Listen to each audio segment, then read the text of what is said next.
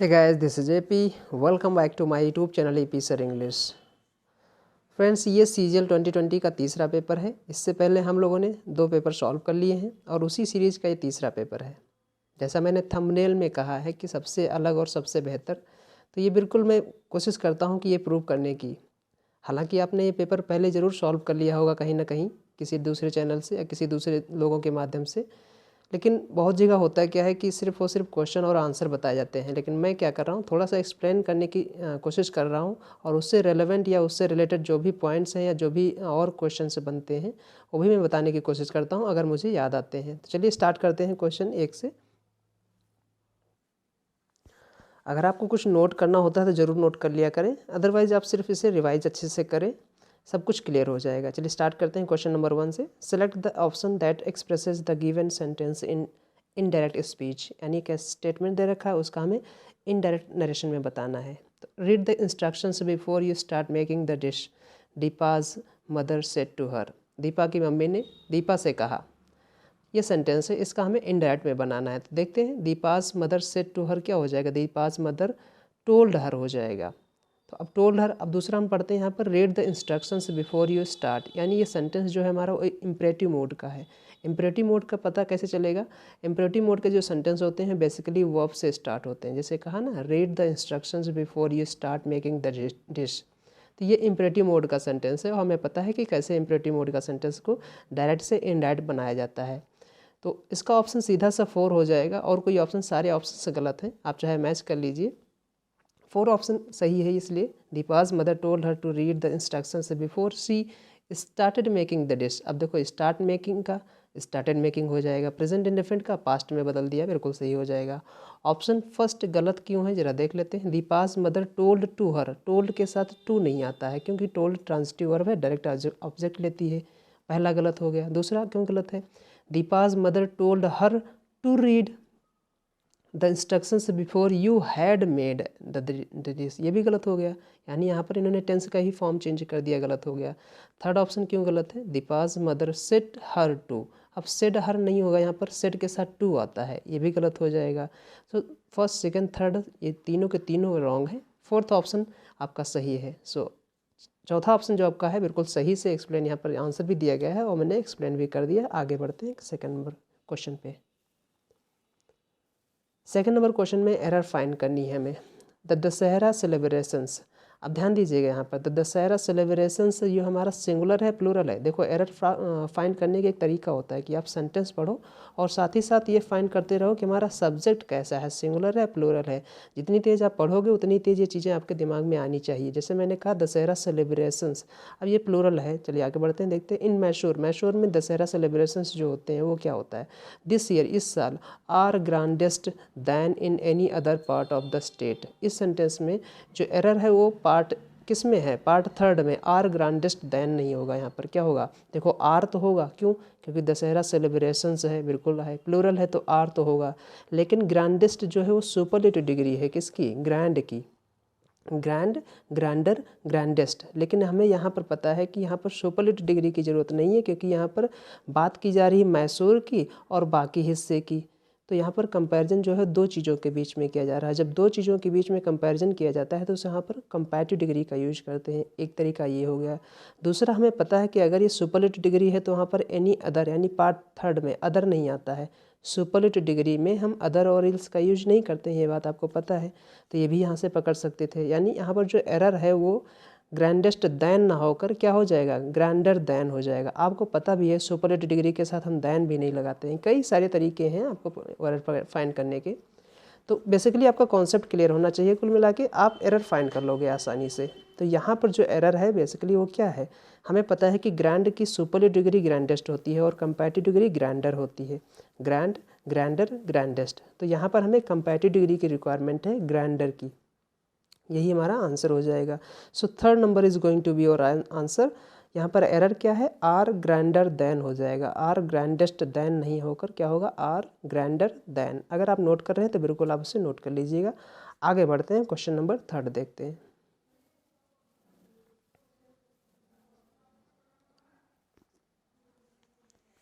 Question number third कह रहा है कि हमें ईडियम के मीनिंग बतानी है। Want to curl up and die, want to curl up and die. अगर हम लिटरल मीनिंग समझें हर एक वर्ड की, तो आपको पता है कर्ल की मीनिंग क्या होती है, घुंघराले बना देना। जैसे कर्ली हेयर बोलते हैं ना, कर्ली हेयर है, उसके घुंघराले बाल हैं। डाई मीन्स जानते हो मरना, है ना, उस टाइप से।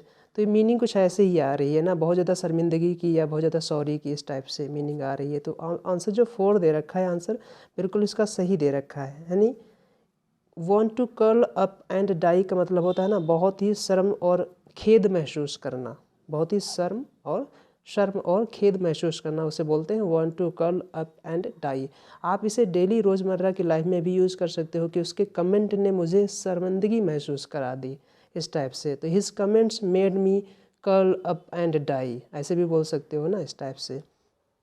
तो ये सेंटेंस आप डेली रोज़मर्रा में यूज़ किया करो, डेली लाइफ में यूज़ किया करो, तो इससे चीज़ें आपको आसान हो जाएंगी। और जब भी ये कभी एग्ज़ाम में आया, रिपीट होगा, तो बिल्कुल आप उसे आसानी से आंसर दे पाएंगे। तो इसका आंसर क्या हो जाएगा, feel terribly ashamed and sorry. बहुत ज़्यादा खेद प्रकट करना, बहुत ज़्यादा खेद प्रकट करना, शो करना, या फिर बहुत ज़्यादा शर्मिंदगी होना, इस टाइप से बोल सकते हैं इसे हम। एम्बैरसमेंट की सिचुएशन आ जाना एकदम, तो उसके लिए हम क्या यूज करेंगे, idiom want to curl up and die. आगे बढ़ते हैं, क्वेश्चन नंबर 4 देखते हैं।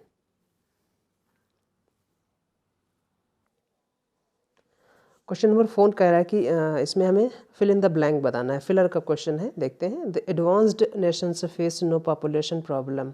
जो एडवांस्ड नेशन है, जो डेवलप्ड नेशन है, जो डेवलप्ड राष्ट्र हैं, उनके बारे में बात की जा रही है कि वो फेस नो प्रॉब्लम, पॉपुलेशन की कोई प्रॉब्लम नहीं फेस करते हैं। सिंस, चूँकि, क्यों, उसका रीज़न क्या है, they were already settling down to zero growth. क्योंकि वो हमेशा, यानी हमेशा नहीं, ऑलरेडी पहले से ही सेटल डाउन कर चुके हैं zero growth dash in population. अब हमें पता है कि ग्रोथ के साथ यहाँ पर क्या लगेगा, कौन सा वर्ड लगेगा।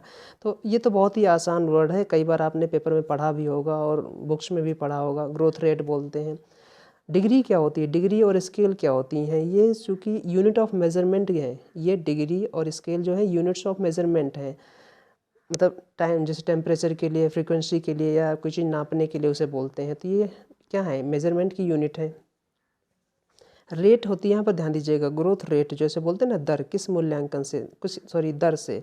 रेट का एक मतलब मूल्यांकन भी होता है, मेरे आ गया दिमाग में। तो रेट का मतलब होता नहीं किसी चीज़ के रेट क्या है, दूसरा यहाँ पर रेट का मतलब होता है दर, किस दर से क्या चीज़ हो रही है, उसे बोलते हैं ना। तो वहाँ पर क्या हो जाएगा, ग्रोथ रेट हो जाएगा। ऑप्शन नंबर 3 बिल्कुल सही हो जाएगा। फ्रीक्वेंसी आप समझते हो, ऑप्शन नंबर 4 में जो लिखा है, यानी एक निश्चित समय में कोई वस्तु जितनी बार घटित हो, उसे बोलते हैं फ्रीक्वेंसी।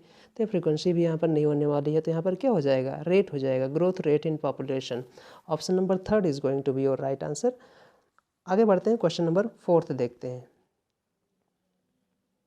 ये बहुत ही आसान था, 4th नंबर जो क्वेश्चन था बहुत ही आसान था डेली लाइफ में। और आपने अगर न्यूज़पेपर पढ़ते हो, जैसे एक चीज़ बता दूं, न्यूज़पेपर के लिए एक इन्फॉर्मेशन ये है कि हम अपने टेलीग्राम चैनल पर the Hindu, times of India, Dainik Jagran और हिंदी के 1-2 पेपर, इंग्लिश के और 1-2 पेपर, जैसे आपका इंडियन एक्सप्रेस आ जाए इस टाइप से, या हिंदुस्तान टाइम्स आ जाए, ये सब हम फ्री में प्रोवाइड करा रहे हैं। अगर किसी को ज्वाइन करना है या फिर कहीं से नहीं मिल रहे हैं, तो यहाँ पर हमें ज्वाइन कर सकते हैं टेलीग्राम चैनल पर, फ्री ऑफ कॉस्ट है। आप पढ़ा करें वहाँ से। और साथ ही साथ एक फ़ायदा ये भी है कि हम वहाँ से उससे संबंधित जो डेली क्विज़ होती हैं वो भी आपको डालते रहते हैं, आप उनको भी सॉल्व किया करें। क्विज़ सॉल्व करना बहुत ही ज़रूरी है, यहाँ से आपका आंसर मिलता रहेगा और आप क्या कैसे पढ़ रहे हो वो भी आपको पता चलता रहेगा। उसका सोल्यूशन भी मैंने वहाँ पर दे देता हूँ। जैसे ही आप क्विज़ सॉल्व करेंगे, फिर एक बल्ब आइकन आ जाता है बन के, उस पर जैसे ही आप क्लिक करेंगे तो वहाँ पर जो एक्सप्लेनेशन होगा वो आ जाएगा। तो कितना फ़ायदा आपको मैं दिया जा रहा है या फिर मैं दे रहा हूँ, आप उसे यूटिलाइज़ करें और ज़रूर अपने आप को बेनिफिट करें उससे। क्वेश्चन नंबर 5 देखते हैं। क्वेश्चन नंबर 5 कह रहा है कि हमें यहाँ पर सब्स्टिट्यूशन किया, नहीं, ये नो इम्प्रूवमेंट का सेंटेंस है। अगर कोई इम्प्रूवमेंट है तो करिए, नहीं तो आप आगे बढ़िए। ये सेंटेंस ये कह रहा है, many of the apples was रॉटन। अब हमें पता है मेनी के बारे में। मेनी वैसे तो डिटर्मिनर है, और यहाँ पर जो मेनी है ये एज ए प्रोनाउन के रूप में यूज किया जा रहा है। अब ये जो मेनी है, मेनी चाहे डिटर्मिनर हो चाहे वो प्रोनाउन हो, ये हमेशा प्लूरल के लिए ही कंसिडर किया जाता है। अगर ये डिटर्मिनर बन रहा होगा तो ये हमेशा प्लूरल नाउन के साथ आएगा, याद रखिएगा। यानी एक ऐसा नाउन जो काउंटेबल हो और फिर भी वो प्लूरल हो उसके साथ। जैसे मैं बोलूँ मैनी बॉयज़, आप मैनी वाटर नहीं बोल सकते हो, क्यों, क्योंकि वाटर अनकाउंटेबल है, इसलिए मैनी वाटर नहीं लगा सकते हम। मैनी बॉयज़ बोल सकते हैं। लेकिन यहाँ पर जो मैनी यूज किया गया है एज अ प्रोनाउन यूज किया गया है, क्योंकि यहाँ पर मैनी सब्जेक्ट बन रहा है और सब्जेक्ट ये बन रहा है तो ये प्लूरल को रिप्रेजेंट कर रहा है। अगर ये प्लूरल को रिप्रेजेंट कर रहा है, अच्छा ये मैनी प्रोनाउन है किसका? इन एप्पल्स का है। यहाँ पर एप्पल नाउन है, इनका प्रोनाउन जो आया है वो मैनी आया है, तो मैनी यहाँ पर प्लूरल है। अगर ये प्लूरल हमारा सब्जेक्ट है तो जो वर्ब आएगी वो कैसी आनी चाहिए? वर आनी चाहिए, यानी प्लूरल आनी चाहिए।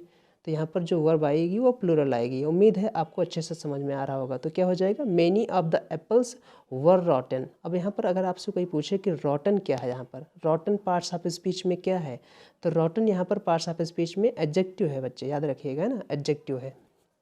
वर्ब की थर्ड फॉर्म एडजेक्टिव बनने का काम करती है। वाज वर्ब बी की फॉर्म है, बी के बाद एडजेक्टिव फॉर्म आ जाती है, बात पता है आपको। तो क्या हो जाएगा? Many of the apples were रॉटन। Moving on next question number 6।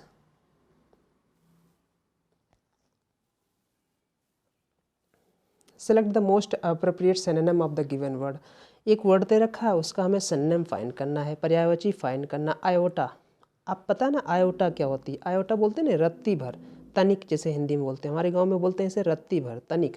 उसकी बात में तनिक भी सच्चाई नहीं है, रत्ती भर भी सच्चाई नहीं है, तो कैसे बोलोगे? There is not an iota of truth in your point या इन हिज पॉइंट। किसी की बात में रत्ती भर सच्चाई ना होना, उसके लिए मैंने सेंटेंस फ्रेम किया है। तो आयोटा मीन्स होता है रत्ती भर, तनिक जिसे बोलते हो, वेरी स्मॉल अमाउंट। तो क्या हो जाएगा सिनोनिम इसका? बिट। अ लिटिल बिट बोलते रहते हो, बिट या लिटिल बिट, इस टाइप से, तो इसका सिनोनिम बिट हो जाएगा। बाकी जो वर्ड है जैसे सेकंड में लॉट, लॉट का मतलब होता है बहुत ज़्यादा, वेरी मच, तो लॉट नहीं होगा, इसका एंटोनिम हो जाएगा। बॉक्स जानते हो, बैग क्या होता है, ये सब मीनिंग आपको पता है, तो बिट इसका सिनोनिम हो जाएगा। So option number 1 is going to be your right answer. Iota समझते, याद रखिएगा, इसका यूज करिए अगर लाइफ में, आयोटा। आगे बढ़ते हैं, क्वेश्चन नंबर 7 देखते हैं। क्वेश्चन नंबर 7 अगेन हमारा एरर का है, देखते हैं। लैक ऑफ रिक्वायर्ड, जैसे मैंने सेंटेंस को पढ़ा, हमारा सेंटेंस क्या है, सब्जेक्ट क्या है, वो हमें पता होना चाहिए। Subject is what we talk about, lack of required vitamins and minerals. Lack हमारा सब्जेक्ट हो गया, क्योंकि ऑफ के बाद जो आ रहे हैं वो तो ऑब्जेक्टिव फॉर्म में हो जाएंगे, तो लैक हमारा सब्जेक्ट हो जाएगा। यानी सब्जेक्ट सिंगुलर है तो कहीं ना कहीं जो भी इसकी वर्ब होगी वो सिंगुलर होगी। मेरी बात को ध्यान से सुनते रहिएगा। Lack of required vitamins and minerals, vitamins and minerals lead, अब हमें पता है ना, लीड ना होकर यहाँ पर लीड्स होना चाहिए था। पहली एरर तो लीड्स होना चाहिए था, क्योंकि लैक है, लैक सिंगुलर है तो लीड होने होगा ना, होकर लीड्स होना चाहिए था। सेंटेंस प्रेजेंट की बात कर रहा है, क्योंकि लेड अगर सेकंड पास्ट की बात करता तो लीड की सेकंड फॉर्म लेड होती है, led led, lead led led होती है, याद रखिएगा। तो lack of required vitamins and minerals, leads हो, पहली बात तो लीड्स होगा, एक एरर है। दूसरा अगेंस्ट ना होकर यहाँ पर होना चाहिए था क्या, टू होना चाहिए। अब उसके पीछे कैसे पता चलेगा? अब जरा देखिए, सेंटेंस को अच्छे से पढ़िए, नोट डाउन करके पढ़ा करिए। Lack of required vitamins and minerals, lead against को छोड़ दीजिए, बाकी पढ़िए। Several complications in the human body, several complications in the human body जो है, ये बात जो है ये रिजल्ट है। ये रिजल्ट किसका है? Lack of required vitamins and minerals. तो यहाँ पर लीड अगेंस्ट की जगह पर आपको एक ऐसी फ्रेज रखनी पड़ेगी जो इस रिजल्ट को शो करे। लीड अगेंस्ट रिजल्ट नहीं शो करता है, लीड टू रिजल्ट शो करता है, याद रखिएगा, लीड टू। मेरी बातों को ध्यान से सुनिएगा, लीड टू जो है वो रिजल्ट को शो करता है। तो ये जो रिजल्ट हमें शो करना है, several complications in the human body, ये रिजल्ट शो करने के लिए हमें एक यहाँ पर फ्रेज देनी पड़ेगी। फ्रेज यानी कि whenever a preposition comes with a verb that becomes phrasal verb. तो यहाँ पर फ्रेज हमें देनी पड़ेगी, फ्रेजल वर्ब देनी पड़ेगी, लीड टू, बात याद रखिएगा। दूसरा, लीड अगेंस्ट क्या नहीं होता है? बिल्कुल होता है। उसका मतलब जैसे मैं बोलूँ लीड समवन अगेंस्ट समबडी, तब वहाँ पर हम लीड अगेंस्ट का यूज कर सकते हैं, ध्यान रखेंगे। तो यहाँ पर जो एरर है वो पार्ट 4 में है, लीड अगेंस्ट ना होकर यहाँ पर क्या होना चाहिए, leads to, leads to. Leads क्यों? क्योंकि लैक सिंगुलर है, सब्जेक्ट सिंगुलर है तो वर्ब सिंगुलर हो जाएगी, इसलिए ऑप्शन नंबर 4 में एरर है। उम्मीद है आपको समझ में आया होगा। आगे बढ़ते हैं, क्वेश्चन नंबर 8 देखते हैं। आपको मेंस ऐसे ही देखना है, क्योंकि मेंस में जब भी आप जाओगे मेंस एग्जाम में तो वहाँ पर ऐसे ही दिमाग लगाना पड़ेगा, क्योंकि फ्रेजल वर्ब क्या ये गलत नहीं है, लेकिन मीनिंग के अकॉर्डिंग हमें या उसके रिजल्ट को शो करने के लिए हमारे पास यहाँ पर एक ऐसी फ्रेजल यूज करनी पड़ेगी जो रिजल्ट को शो कर रही होगी, याद रखिएगा। किसी के विरोध या किसी के अगेंस्ट में बात ये नहीं हो रही है, तो यहाँ पर हम अगेंस्ट से और नहीं लगाएंगे। आगे बढ़ते हैं, क्वेश्चन नंबर 8 देखते हैं। क्वेश्चन नंबर 8 कह रहा है कि यहाँ पर सेंटेंस इम्प्रूवमेंट का, कि अगर कोई इम्प्रूवमेंट की रिक्वायरमेंट है तो करिए, अदरवाइज आगे बढ़िए। तो लिखा है although the children studied hard, यद्यपि बच्चे बहुत ही मेहनत से पढ़े थे, but they could not understand, लेकिन वो समझ नहीं सके, the topic without the help of the teacher, बिना टीचर की मदद से वो टॉपिक को समझ नहीं सके। यद्यपि वो बहुत ही मेहनत करी तरीके से पढ़े, बहुत ही मेहनत करके पढ़े, बहुत ही अच्छे तरीके से पढ़े, लेकिन फिर भी, कहते नहीं फिर भी। अब देखो लेकिन यहाँ पर लग रहा है, हिंदी में बोलते हैं ना यद्यपि, लेकिन, यद्यपि, फिर भी, तो बट लगाने से अच्छा लग रहा है। लेकिन आपको पता ना, ऑल्दो और दो के साथ हम बट नहीं लगाते हैं, क्योंकि ऑल्दो दो जो है ये कंजंक्शन ऑफ कॉन्ट्रास्ट कहे जाते हैं। कंजंक्शन ऑफ कॉन्ट्रास्ट कहने का मतलब है कि एक पार्ट अगर कुछ और कह रहा होगा तो दूसरा पार्ट उनके अगेंस्ट में होगा, लेकिन हम बट के साथ नहीं लगाएंगे। हम या तो यट यूज करेंगे या सिंपल कॉमा यूज कर लो, बात ख़त्म। ऑल्दो, आई रिपीट, ऑल्दो और दो के साथ हम कभी भी बट का यूज नहीं करेंगे, या तो आप कॉमा का यूज करें या फिर आप सिंपल यट लगा दें। आजकल जनरली क्या हो रहा है, कॉमा के साथ ज़्यादातर सेंटेंस फ्रेम किए जा रहे हैं, यट भी अवॉइड किया जा रहा है। हालांकि यट गलत नहीं होगा, ये बात याद रखिएगा। हिंदी में बोलते हैं ना यद्यपि फिर भी, मैंने पढ़ाई तो बहुत की फिर भी मैं अच्छे नंबर नहीं ला सका। तो यहाँ पर कॉन्ट्रास्ट है कि नहीं है, दो सेंटेंस विरोधाभास दिखा रहे हैं, तो यहाँ पर कॉन्ट्रास्ट शो करने के लिए इसे बोलते हैं ऑल्दो और दो को कंजंक्शन ऑफ कॉन्ट्रास्ट बोला जाता है, क्योंकि एक सेंटेंस कुछ और कहता है तो दूसरा सेंटेंस कुछ और कहता है उसके अगेंस्ट में, लेकिन बट नहीं यूज करेंगे। तो यहाँ पर हमें क्या करना है, रिक्वायरमेंट है इम्प्रूवमेंट की, बिल्कुल है, क्योंकि बट जो है वो सुपरफ्लस है, यहाँ पर गलत दे रखा है। तो हमें ऐसा सेंटेंस फ्रेम करना है जिसमें बट ना हो और मीनिंग भी हमारी चेंज ना हो। जैसे पहला देखो लिखा है although the children had studied hard, past perfect इन्होंने बना दिया बट दे, लेकिन बट लगा दिया, गलत हो गया। Although the children studied hard, past बना दिया, लेकिन कॉमा के बाद दे लगा दिया, बिल्कुल सही हो जाएगा यहाँ पर। और थर्ड में नो सब्स्टिट्यूशन, नहीं सब्स्टिट्यूशन की रिक्वायरमेंट तो है, जो क्योंकि जो बट लिखा है वो गलत है। फोर्थ में although children have studied hard but they, लेकिन फिर भी बट इन्होंने लगा रखा है, फिर भी गलत हो जाएगा सेंटेंस।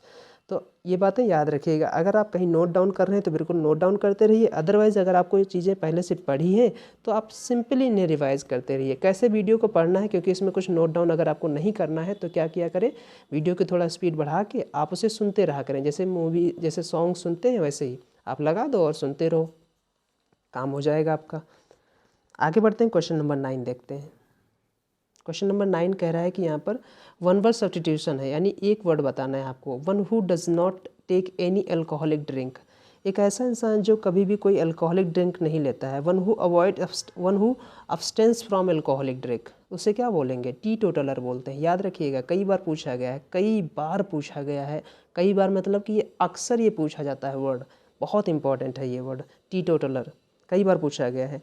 तो वन हु अवॉइड्स या one who abstains from alcohol, या फिर ऐसे बोल सकते हो one who does not take any alcoholic drink, उसे क्या बोलेंगे, टी टोटलर बोलेंगे। याद रखिएगा, ऑप्शन नंबर 4 जो है इसका आंसर हो जाएगा। सो ऑप्शन नंबर 1, एस्ट्रोलॉजर कौन होते हैं, एस्ट्रोलॉजर आप समझते हो ना, ज्योतिषी होते हैं।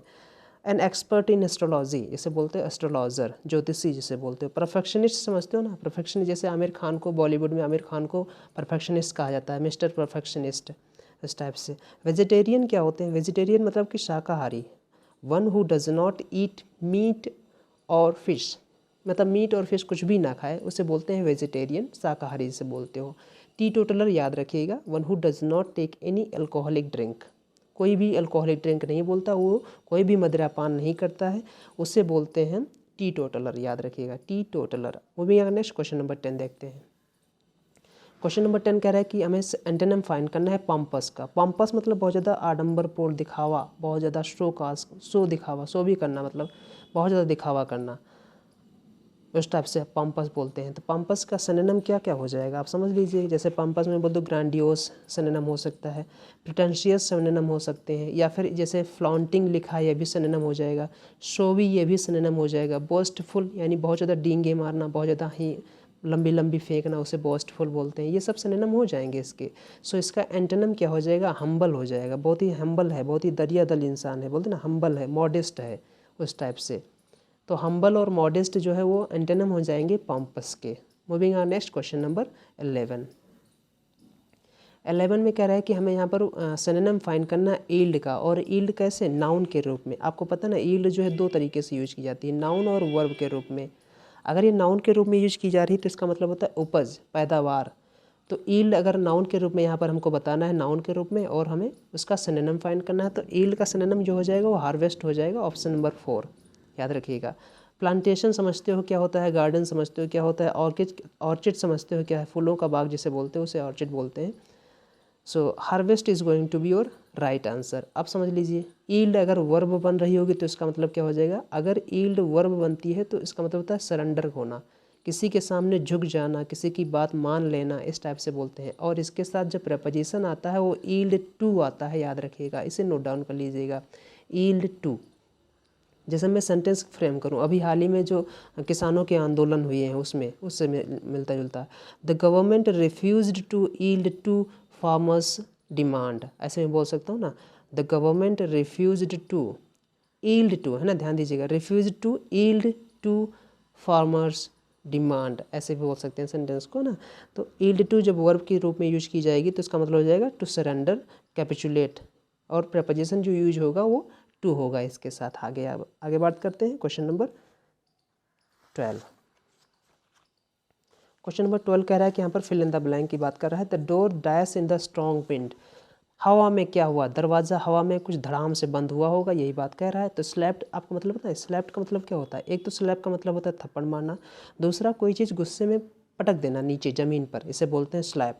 To put something on to a surface quickly and carelessly, मैंने प्रपोजिशन यहाँ पर ऑन टू लगाया है, याद रखिएगा, धड़ाम से जब आप कोई चीज़ गुस्से में पटक देते हो उसे बोलते हैं slapped. To put something on to a surface quickly and carefully, उसे भी बोल सकते हैं हम क्या, स्लैप।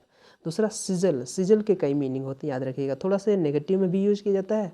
और सिजल का एक मीनिंग ये भी होता है जब हम कोई चीज़ तेल में तलते हैं, जैसे पूड़ी बनाने या कुछ बनाने के लिए, तो जो छनछनाहट की आवाज़ आती है, कड़कड़ाहट की जो आवाज़ आती है, उसे भी हम बोलते हैं सिजल।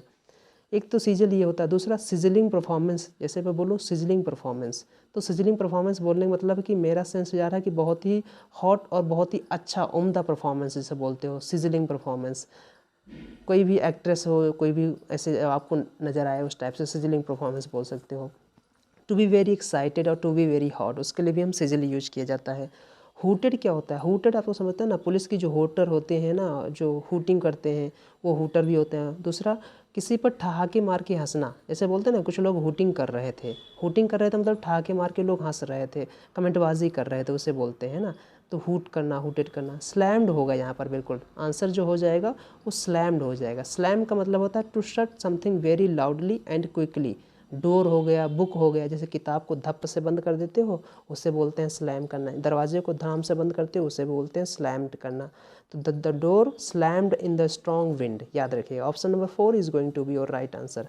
फिर से मैं बता दे रहा हूँ, स्लैम्ड होगा यहाँ पर, स्लैम्ड की मैंने मीनिंग बता दिए। आगे बढ़ते हैं, क्वेश्चन नंबर 13 देखते हैं।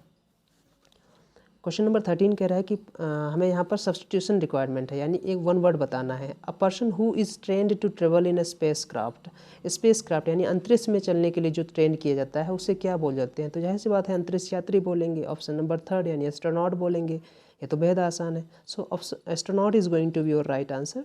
कोरियोग्राफर क्या होते हैं, कोरियोग्राफर आपको मतलब जैसे रेमो डिसूजा हो गए, फराह खान हो गए, ये सब कोरियोग्राफर हैं, डांस के स्क्रिप्ट को कोरियोग्राफ कहते हैं, उसे कोरियोग्राफर बोलते हैं। शॉफर क्या होता है, मेल शॉफर जिसे बोलते हो, ड्राइवर, बेसिकली ड्राइवर होते हैं, ये ट्रेंड ड्राइवर होते हैं, और पैसा दो ये ड्राइव करने के लिए तैयार हो जाते हैं आपकी कार को या जैसे भी।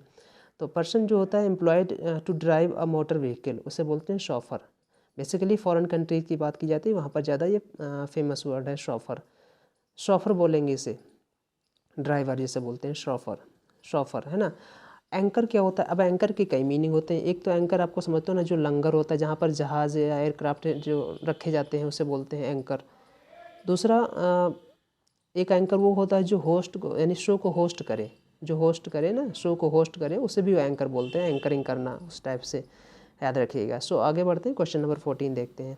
14 नंबर क्वेश्चन कह रहा है कि यहाँ पर हमें इनकरेक्टली स्पेल्ड फाइंड करना है, यानी कि कौन सा ऐसा वर्ड है जो इनकरेक्टली स्पेल्ड किया गया है। फ्रेंड तो सही से स्पेल्ड किया गया है, नीस की स्पेलिंग गलत है। सभी को पता होना चाहिए कि नीस की स्पेलिंग जो होती है NIECE होता है, NIECE, नीस, NIECE होता है, याद रखिएगा।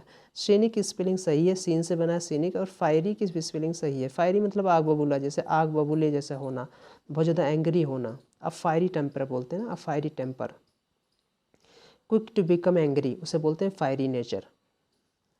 तो फायरी नेचर भी यहाँ पर फायरी बिल्कुल सही से स्पेल किया गया है, नीस की स्पेलिंग यहाँ पर गलत थी, NIECE होना चाहिए था, और लिखा क्या है NEICE लिखा है, गलत लिखा है। आगे बढ़ते हैं, क्वेश्चन नंबर 15 देखते हैं। क्वेश्चन नंबर 15 में हमें यहाँ पर जम्बल्ड फाइंड करना है कि कौन सा जम्बल्ड सही से होगा। मैंने तरीके बता दिए हैं कि आपको एक ऐसा स्टेटमेंट फाइंड करना है जो एक स्टैंड अलोन सेंटेंस हो और सेंटेंस की स्टार्टिंग कर रहा हो, यानी उस सेंटेंस का इंट्रोडक्शन पार्ट हो। इंट्रोडक्शन पार्ट करने के लिए मैंने आपको ये भी बताया था कि अगर कभी सेंटेंस में कैसे किसी भी सेंटेंस में किसी दो सेंटेंस में एक ही नाउन के लिए एक इंडेफिनेट आर्टिकल यूज किया गया हो और एक डेफिनेट आर्टिकल यूज किया गया हो, तो हमेशा इंडेफिनेट आर्टिकल पहले आएगा और बाद में डेफिनेट आर्टिकल आएगा। हमें यहाँ पर कुछ ज़्यादा सेंस नहीं लगाना है सेंटेंस में। 15 नंबर में हमें पता है कि सेंटेंस बी से स्टार्ट हो रहा है, क्योंकि यहाँ पर बात कर रहा है अ मैन की। A man went away from his home, एक आदमी घर से अपने घर से दूर गया, वहाँ पर उसकी बात की जा रही है। अब ध्यान दीजिएगा, इसके बाद क्या हुआ, one day he wrote a letter, लेकिन एक दिन उसने अपना एक पत्र लिखा टू हिज फैमिली, अपने परिवार को, but could not find anyone, लेकिन किसी को पा ना सका, to take the letter to his town, उसके मतलब उसके शहर को ले जाने के लिए कोई ऐसा व्यक्ति उसे नहीं मिला जो वो पत्र पहुंचा सके। तो क्या हुआ, फिर क्या हुआ, सी डिसअपॉइंटेड, निराशाजनक हो गया, बहुत ही निराश हो गया। कौन, ये मैन। ही डिसाइडेड, देखो अब अ मैन का प्रोनाउन ही आया है, जाहिर सी बात है, यानी बी के बाद ही सी आता जहाँ भी आता, तो BDC यानी BDC option number 3 is going to be your right answer. आप चाहें तो मैच कर लीजिएगा, आपके पास टाइम है। फिलहाल मैं यहाँ पर थोड़ा जल्दी कर रहा हूँ क्योंकि बहुत आसान है। आगे बढ़ते हैं, क्वेश्चन नंबर 16 देखते हैं। क्वेश्चन नंबर 16 कह रहा है कि एंटोनिम फाइंड करना है वाइड स्प्रेड का। वाइड स्प्रेड मतलब कि बहुत ही चीज़ व्यापक में होना, जनरल होना, एक्सटेंसिव वे में होना, यूनिवर्सल वे में होना, उसे बोलते हैं वर्ल्ड वाइड वे में होना, वाइड स्प्रेड होना, अनलिमिटेड जिसे बोल सकते हो उसे। तो इसका एंटोनिम क्या हो जाएगा, लिमिटेड, यानी अनलिमिटेड का लिमिटेड हो जाएगा। So option number 2 is going to be your right answer. Limited is going to be antonym of widespread. Overall समझते हो, फेमस समझते हो, ये सब मीनिंग आपको पता है। आगे बढ़ते हैं, क्वेश्चन नंबर 17 देखते हैं। लिखा है कि select the most appropriate meaning of the given idiom. Idiom की मीनिंग हमें बतानी है। Be at a loss for words, actual में ये जो ईडियम आती है वो सिर्फ और सिर्फ बी एट अ लॉस, बस इतना ही आता है। बी एट अ लॉस का मतलब होता है कम्प्लीटली परप्लेक्स्ड हो जाना, बिल्कुल अचंभित हो जाना ना, आपके पास कुछ कहने बोलने के लिए सोच ही ना पाना, ऐसे बोलते हैं be at a loss. Be at a loss for words का मतलब होता है क्या हो जाएगा, not to know what to do और say, not to know what to do और से, उसे बोलते हैं be at a loss for words. इसे इस टाइप से a chicken and egg situation बोलते हैं ना, a chicken and egg situation, यानी कि ये कहावत है कि पहले मुर्गी आई अंडा आया। वो एक ना कहावत होती है गांव में, अक्सर लोग बोलते रहते हैं, बताओ कौन पहले आया, मुर्गी आया अंडा आया। तो एक ऐसी सिचुएशन है जो कुछ बोलने और समझने में असमर्थ कर देती है ना। A chicken and egg situation उसे बोलते हैं नॉट नो व्हाट टू से और व्हाट टू डू। तो क्या हो जाएगा, बी एट अ लॉस का मतलब होता है टू बी कम्प्लीटली परप्लेक्स्ड, बिल्कुल पॉपुलेस्ड हो जाना, एकदम बैम्बूजल्ड हो जाना, है ना, इस टाइप से। तो क्या हो जाएगा, अनेबल टू स्पीक और articulate something. Be at a loss कई मीनिंग बता दी है, क्योंकि डिफरेंट एग्जाम में डिफरेंट मीनिंग इनकी आती रहती है, इसलिए मैं बता रहा हूँ सब। ये सब आपको सुनना पड़ेगा और अच्छे से सुनना पड़ेगा, याद भी रखना पड़ेगा। क्या हो जाएगा, be at a loss for words का मतलब हो जाएगा अनेबल टू स्पीक और articulate something, not know what to say, यानी option number 1 is going to be your right answer.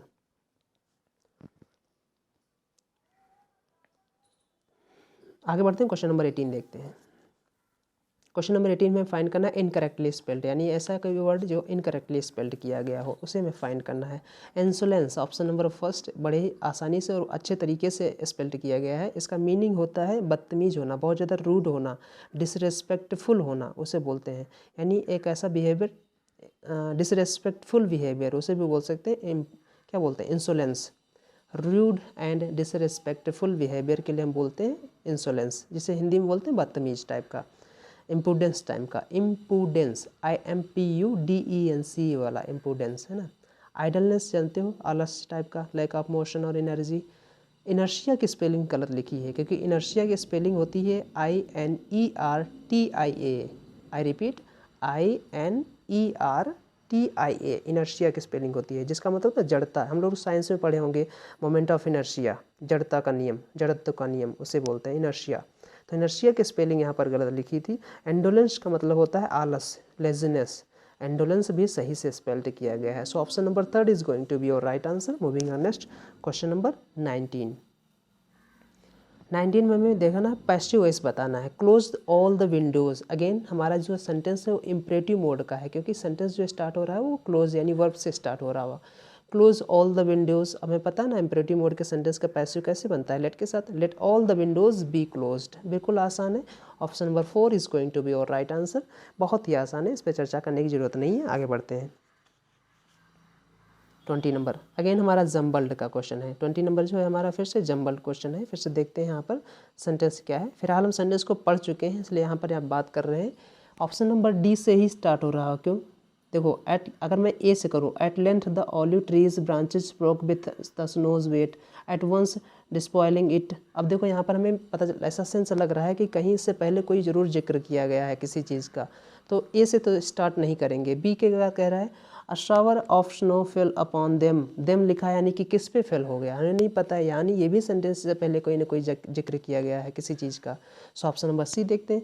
Finding the fig tree without leaves the snow fell through the branches to the ground and did not injure it at all. इसके अलावा हम देखते हैं D में पढ़ते हैं, the olive tree ridiculed. ठीक है, अब देखो ये ऑप्शन नंबर लिखा है यहाँ पर डी में। मैंने एक बताया था ना कि आपको एक ऐसा स्टेटमेंट फाइंड करना है जो एक इंट्रोडक्टरी पार्ट हो, यानी इंट्रोड्यूस कर रहा हो किसी चीज़ को। यहाँ पर ये बात सही की जा रही है, इंट्रोड्यूस कर रहा है ऑलिव ट्री को और फिग ट्री को, दोनों को।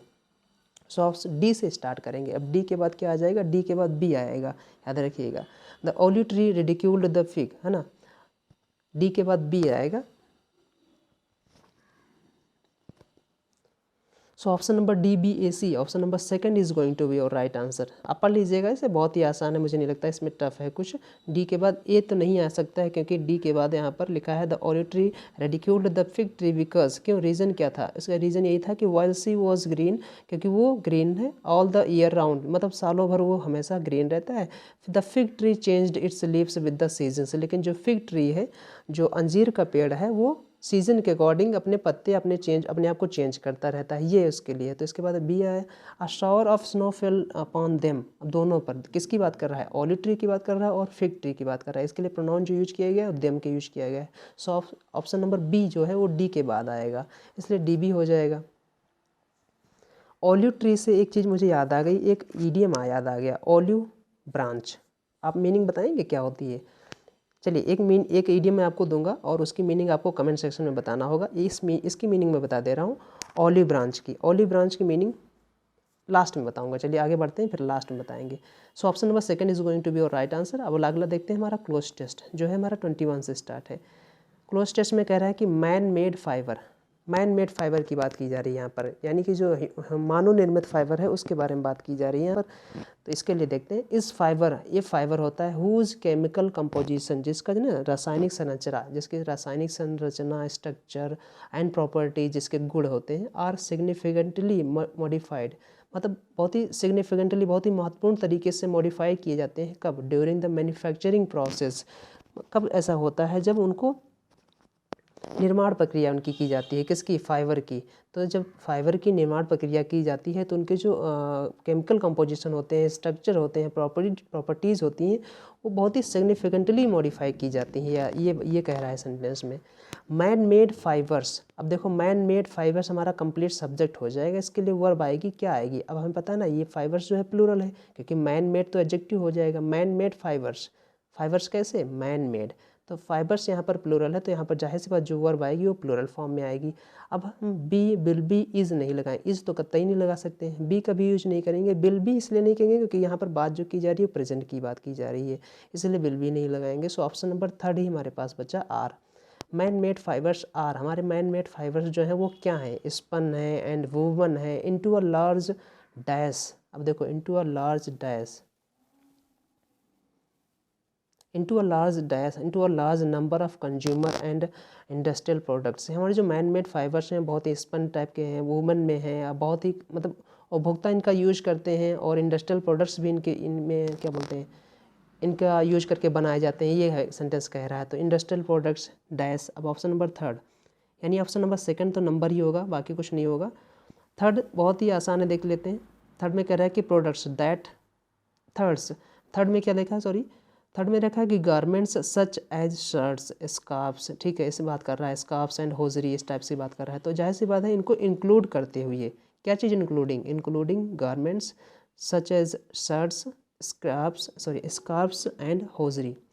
होम फर्निशिंग के लिए भी ये यूज किए जाते हैं। Dash home furnishing dash, home furnishing dash कैसे? Such as upholstery. अपहोल्स्ट्री समझते हो क्या होती है? अपहोल्स्ट्री का मतलब जानते हैं ना, जैसे गद्दियों के लिए कोई सामान बनाया जाता है ना, गद्दियों में, जैसे गाड़ियों में गद्दी बनाई जाती है ना, उनकी उसके सामान के लिए जो भी कोई चीज़ बनाई जाती है उसके बोलते हैं अपहोल्स्ट्री। तो अपहोल्स्ट्री यानी होम फर्निशिंग में, अपहोल्स्ट्री में कई सारी जगह पर हम फाइबर का यूज करते हैं। तो फर्निशिंग सच एज यहाँ पर होगा, जैसे कि अपहोल्स्ट्री हो जाए, कारपेट्स हो जाए एंड ड्रैप्स हो जाए, इस टाइप से इसका यूज किया जाता है। किसका? फाइबर का यूज किया जाता है। तो सच का आंसर हो जाएगा यहाँ पर। बहुत ही आसान होता है कि सच एज मतलब लाइक, सच एज जैसे ना लाइक प्रपोजिशन कितना काम करता है, सच एज, जैसे कि अपहोल्स्ट्री हो जाए, कारपेट्स हो जाए, ड्रैप्स हो जाए, इस टाइप से। And dash parts such as tyre, cord, ठीक है। अब देखो डैश पार्ट, अब हमें पता है ना डैश पार्ट किसके पार्ट? इंडस्ट्रियल पार्ट्स होंगे, क्योंकि पार्ट्स यहाँ पर नाउन है, तो यहाँ पर इससे पहले जो गैप है 5 नंबर में, यहाँ पर कोई एडजेक्टिव आएगा। इंडस्ट्रियलिस्ट नहीं होगा क्योंकि नाउन है, इंडस्ट्री भी नहीं होगा क्योंकि नाउन है। इंडस्ट्रियलाइज्ड हो सकता था, लेकिन उससे बेटर वर्ड है कि इंडस्ट्रियल। इंडस्ट्रियल कैसे पार्ट है? इंडस्ट्रियल पार्ट है। इंडस्ट्रियलाइज मतलब कोई चीज़ इंडस्ट्रियलाइज हो गई है, तो इंडस्ट्रियल पार्ट्स हो जाएगा। सो ऑप्शन नंबर फर्स्ट जो है यहाँ पर सही होगा। Industrial parts such as tyre, cord, flame proof linings and drive belts, बहुत सारी चीज़ें यहाँ पर यूज की जाती हैं। तो बात की गई है मैन मेड फाइबर की, कि कैसे कैसे उसका केमिकल कंपोजिशन और स्ट्रक्चर चेंज होता है मॉडिफिकेशन के दौरान या मैन्युफैक्चरिंग के दौरान। इसके बाद उसके कहाँ पर कैसे कैसे यूज़ हैं, कंज्यूमर उपभोक्ता लोग भी यूज करते हैं, इंडस्ट्रियल में भी यूज किया जाता है, कपड़े, शर्ट्स, स्कार्फ्स, होजरी में भी यूज किया जाता है, होम फर्निशिंग में भी उसका यूज किया जाता है, अपहोल्स्ट्री के रूप में, कारपेट्स के रूप में, और दूसरा फिर इंडस्ट्रियल पार्ट्स में भी यूज किया जाता है, जैसे कि टायर हो गया, फ्लेम प्रूफ लाइनिंग्स हो गई, ड्राइव बेल्ट्स हो गया, इस टाइप में इनका यूज किया जाता है। तो ये बात की गई है। अब हम आते हैं अपने पॉइंट पर कि एक हम आपको ईडियम दे रहे थे जो होमवर्क के लिए। ऑलिव ब्रांच मैंने बताया था, कई बार पूछा गया है ऑलिव ब्रांच। ऑलिव ब्रांच का मतलब होता है असेंबल और एक्सप्रेशन और जेस्चर ऑफ पीस, शांति के लिए कुछ प्रस्तुत करना, उसे बोलते हैं ऑलिव ब्रांच। कैसे यूज करेंगे सेंटेंस में? ऑफर ऑलिव ब्रांच बोलेंगे, याद रखिएगा। कई बार दो देशों के बीच जब बैठक होती है तो एक देश दूसरे देश को ऑलिव ब्रांच टाइप का ऐसे ना सेंटेंस आते हैं। आप द हिंदू पढ़िए, टाइम्स ऑफ इंडिया पढ़िए, कहीं ना कहीं ये वर्ड आपको मिलता रहेगा। तो इसकी मीनिंग तो मैंने बता दिया। एक अगला इडियम नोट करिए, उसकी मीनिंग आप कमेंट सेक्शन में बताइएगा। All sizzle and no steak. I repeat, all sizzle and no steak. Steak की स्पेलिंग हो जाएगी STEAK। इसकी मीनिंग बताइएगा, और इसकी मीनिंग हम जो बताएंगे वो नेक्स्ट वीडियो में बताएंगे, याद रखिएगा। कुछ क्लू आपको दे सकता हूँ। स्टीक का मतलब होता है ना पीस ऑफ मीट और फिश, और सिजल की मैंने मीनिंग बहुत सारे आपको बता ही दी है, तो उनसे मिलता जुलता कहीं मीनिंग आपको मिल जाएगी। या फिर एक और ईडियम मैं बता दूं जो मेरे दिमाग में आ गया है और ये पूछा गया है। All hat and no cattle. All hat, hat मतलब HAT, हैट टोपी वाला type hat. All hat and no cattle, cattle वाला कैटल, याद रखिएगा। ये मीनिंग है, ये क्लू है। तो आप मीनिंग बताइएगा इसका, कमेंट सेक्शन में लिखिएगा जो भी इसकी मीनिंग है, जैसे भी है। सभी लोग, उम्मीद है सभी लोगों को ये समझ में आया होगा। तो मिलते हैं नेक्स्ट वीडियो में, तब तक अपना ख्याल रखिएगा। अगला वीडियो आपके लिए जल्दी ही लाऊंगा, और आपको करना क्या है कि इसे डेली बेसिस पे रिवाइज करते रहिएगा। अगर आपको कुछ नोट डाउन करना है तो उसे ज़रूर नोट डाउन कर लीजिएगा। मिलते हैं नेक्स्ट वीडियो में, टाटा बाय बाय।